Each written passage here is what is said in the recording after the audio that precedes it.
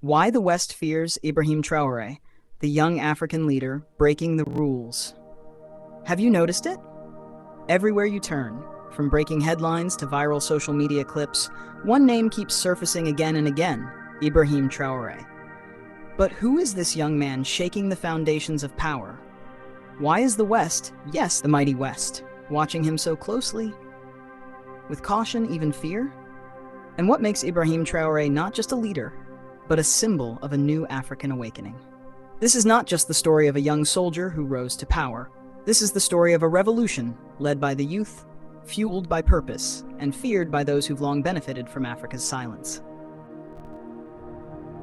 Scene 1: The Rise of a Soldier. Born in 1988 in Burkina Faso, Ibrahim Traoré was not born into wealth or royalty or politics. He was born, like many young Africans, in a modest household, in a country riddled with instability, foreign interference, and broken dreams. Yet, from an early age, Traoré was different. He believed in duty, in integrity, in justice. He joined the military, not for power, but to protect his people, to serve, not to rule. But as he rose through the ranks, he began to see the truth. Burkina Faso, like so many African nations, was trapped in a cycle of corruption, dependency, and exploitation, not just by local elites, but by powerful foreign interests who masked control under the name of aid and cooperation.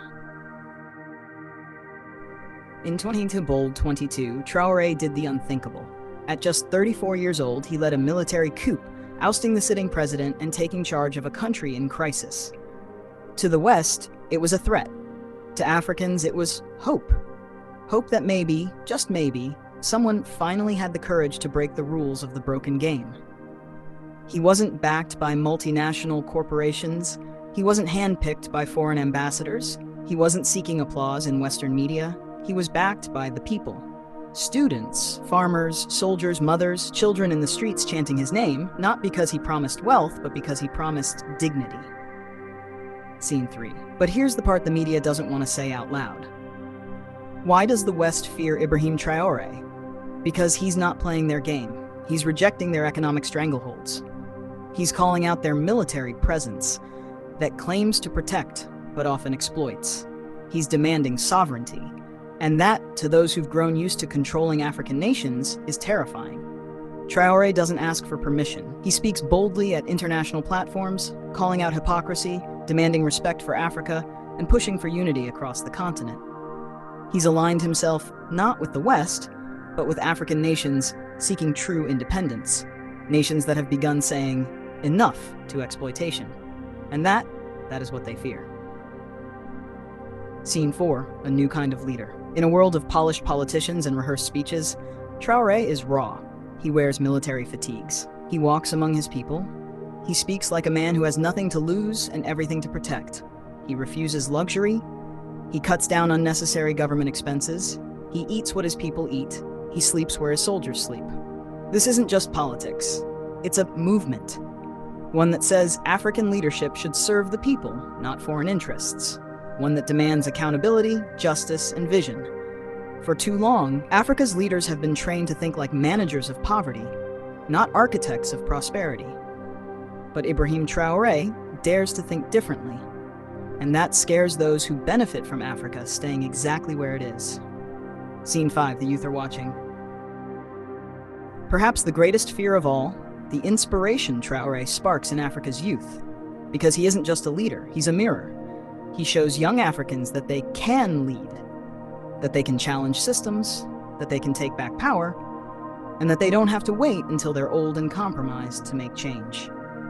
Every speech Traoré gives, every decision he makes, it ignites a flame in the hearts of young Africans across the continent.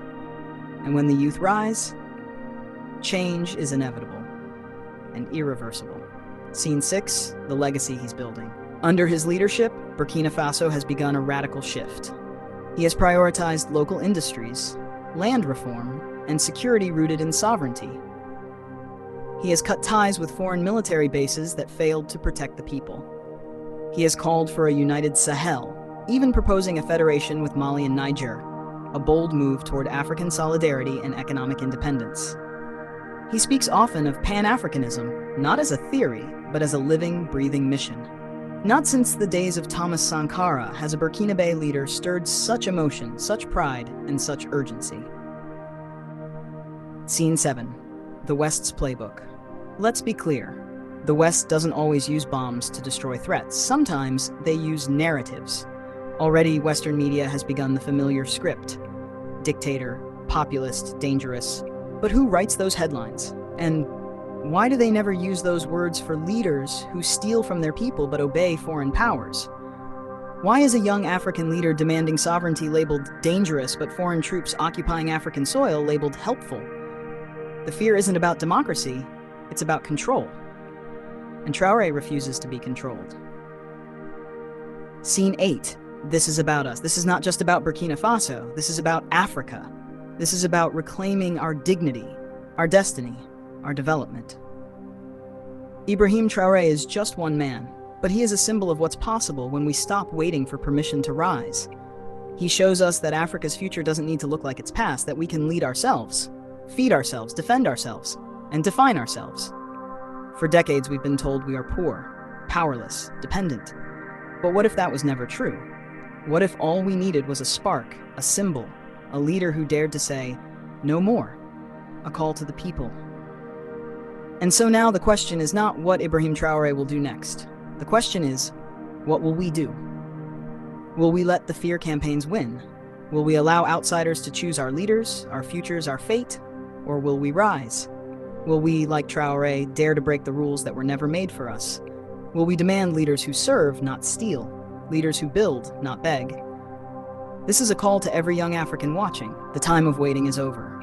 The age of compromise is dying. This is the era of courage, the era of Pan-Africanism, the era of African sovereignty. So yes, the West fears Ibrahim Traoré, but maybe they're not afraid of him as a person. Maybe, just maybe, they're afraid of what he represents: a free Africa, an awakened people, and a generation that no longer asks for permission to be great.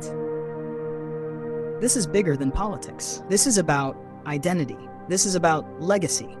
This is about a continent finally standing up and saying, "We are not your subjects. We are not your experiments. We are not your resources. We are Africa, and we are ready." If this message moved you, if you believe in a new Africa, if you stand for truth, courage, and sovereignty, like, share, and subscribe. Let the world know we see what they fear, and we're no longer silent. Let me know if you'd like background music, thumbnail design prompts, subtitle files, or a breakdown of the scenes for animation or editing.